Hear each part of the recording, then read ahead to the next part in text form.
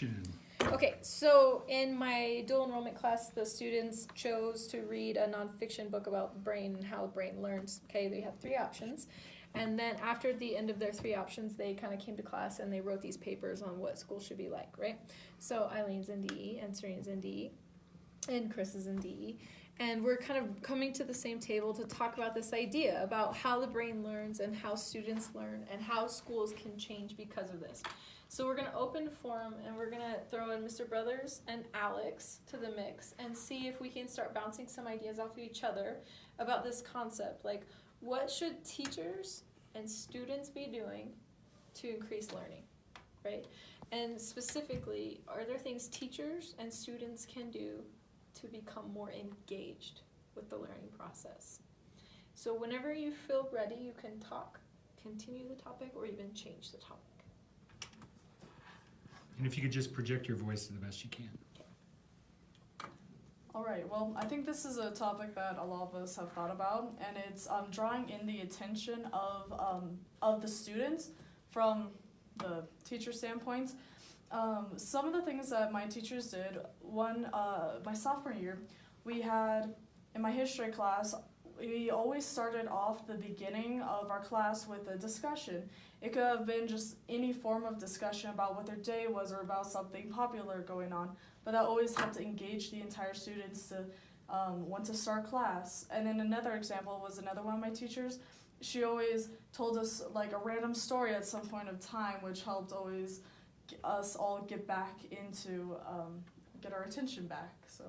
And that's in Brain Rules too. He talks about how the brain is wired for storytelling, right? Yeah, and even in the very beginning, he tells us how, like every 10 minutes or so, how he wants to tell a personal story in order to draw our attention back. And by telling a personal story, it also gives us more of an emotional connection with them. So then we understand that, hey, he's a person and not just a book. Right. Bouncing off that, with the grabbing the attention, what I like to see is like activities that will, like every 10 minutes or so, or even like shorter than that, a student would have to like be actively be paying attention for them to like be participating. Mm-hmm. Like examples in Ms. Bazan's class, she had the fistball discussion. Kids would, even if they're on the outside not talking, they would still have to listen and be attentive, so when they jump in, they know what to say and how things are going. And this statistic about the 10 minutes comes up because he talks about how it's not just this generation that has short attention spans, right? It's like the brain science of you get about 9 minutes of undivided attention from anyone. And then from that point, it's just natural for you to start daydreaming and to get bored, right? Also going off on the attention, I remember in Algebra 2, I really loved her teaching style. It was Mrs. Woods. So I feel like I can't pay attention and write notes at the same time. I just can't do it. I can't pay attention to what you're saying while I'm doing notes. And so what she did was, she would be like, stop, put down your pencil, listen, pay attention. So we would pay attention, and then she'd be like, okay, I'll give you time to write down notes. And she gave us plenty of time to really write down notes. And then in the book, in the Brain Rules book, it mentions a story about how, like, you'll be cooking and listening to music and watching TV. You can't multitask. You can't do that. Or, I mean, you can, but you're only paying attention to one. The other two are, like, background actions or activities. Right. So no matter how many activities you're engaging to, what's really happening in the brain is your brain is oscillating rapidly between the two, right? Mm-hmm. So if I can paraphrase what you're saying about Mrs. Woods, is she helped facilitate your learning, right? Mm-hmm. By giving you a little bit of guidance instead of just dumping the information on you.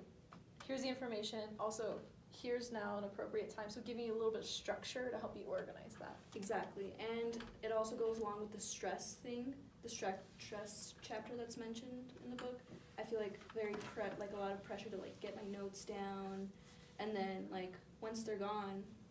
Like, I mean, I guess I can go after school and ask her, but it's time consuming. And yeah. Going off of the stress in the book during the stress chapter, it talks about how when people are actually pressured to do something or it makes them very stressed out, they end up doing that task it actually makes them go a little slower sometimes, and then the task does not get performed as well as it could have been if they were not as stressed. And being stressed can actually like even affect their physical health. They like it weakens their immune system, and it does not. Well, there is good stress though. Sure. But So I think in the book he talks about how eustress, EU stress, is how it's spelled.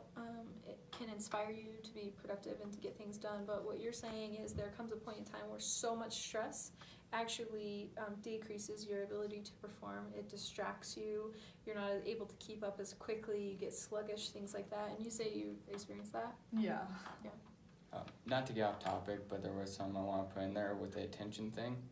I had a teacher back in California, and every time before we go in his classes for drama, he make us role play, get us into the mood of like drama and all this, to like, because he knows we have like other stuff, we have other classes. He doesn't want our mind to be there. He wants our mind to be in the class, so we're paying attention and not daydreaming or thinking about like our next test or how my dog just died or something like that. So you're saying he redirects you outside the room so that once you're in, you're already engaged. So Yes. no time is wasted. Yes. Wow. Interesting. I find that I easiest take notes when they're simple and they're colorful, so that like it keeps my attention, and I don't have to write down too many notes or remember too many things. Just the straight to the point details. Sure. So you kind of break up the monotony of it, but also you're color coding and using some symbols, some ways to make it fun while you're doing it, but easier to remember later. And that goes along with the sensory integration chapter in the book. It does. says how you can use like pictures and the animations and all that help you with learning and stuff. I think it also personalizes it because emotion is a large part of your memory because you make emotional connections to whatever you memorize. So by having all these personalized kind of colorful notes, it helps you enjoy them and they're personal, and then you remember them more.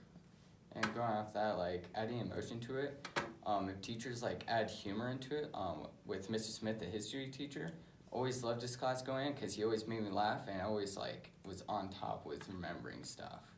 Because like he would get involved with the students, make them laugh, and then he would bring it back to that lesson. And music, right? Yeah. He's big on music, right? Yeah, we always walk into like rock and roll or like some classic music. That was just awesome. And there's a whole chapter on that in the book, right? Mm-hmm. I had that class as well, and it always just made me happy because it will always be something upbeat because music has an emotional connection to your mind.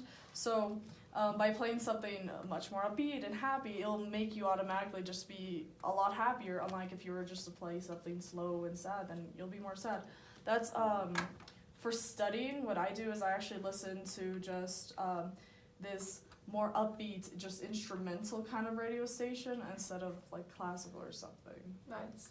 It helps. I think that also, I didn't read this book, but I read one line in it that said if you attach emotion to something, then later you can recall that emotion and it helps you to recall that information as well. So then by using the music to generate emotions, then you can latch onto the information that's being taught as well. And there are studies like certain music help you with like certain stuff, like this type of music will help you with math, this type will help you with reading, and this type will help you with like memorization. So if like depending on what you teach, you can play that certain type of music, get the student's brain going in that like area. Right, and I think he talks about how it's processed in the limbic system of the brain, right, where we process emotion.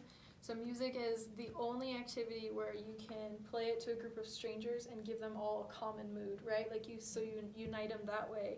And sometimes it's that common mood that they associate with the memory or the experience later. So as we wrap up real quick, if you could think of, and you don't all have to respond, but you certainly can, if you could just think of like one simple definitive thing, like what can a teacher do tomorrow just to make class easier? Anything that comes to mind. I think that organization in classes are very important. When I know like important dates that are coming up, or when notes are organized on the board, I find that like it's just easier for me to follow along and keep up with the class. Cool. I completely agree. There's instances this has happened a lot in my past school years. Teachers will literally only give you 1 day of notice for a test.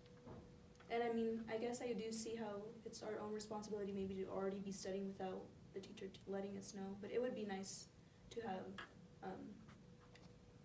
some Sure. at least 3 days notice. Like even if you're capable, like even a teacher would want more than 1 day of notice if they're going to be evaluated by their principal, right? Exactly. Well, I like to see more like in the beginning of each class, like have a small like 5-minute discussion of what you guys learned the day before. Because I have times when I just come in here, I have not clue what I learned the previous class. And then now I have to like get my memory going, say, all right, this is it. And it just like, takes up too much time. Right. So jogging that memory either by having students do it on their own or the teacher guiding it, maybe a little bit more like what Eileen was saying. Mm-hmm. For me, what I've realized is that emotion really connects to the memory. So, and one of the easiest ways that that a teacher can get an emotional connection with a student is to make it more personal. Get a more personal connection. Feel free to open up to them. You don't need to tell them your entire life story, but let them know you, and then you'll get to know them as well, and then you guys can have a much more emotional connection, and it'll help learning a lot. Especially as much as you guys have to write about yourselves, right? Yeah. Awesome. Well, thank you. I really appreciate you guys coming out today, and we'll give a big wave to the teachers.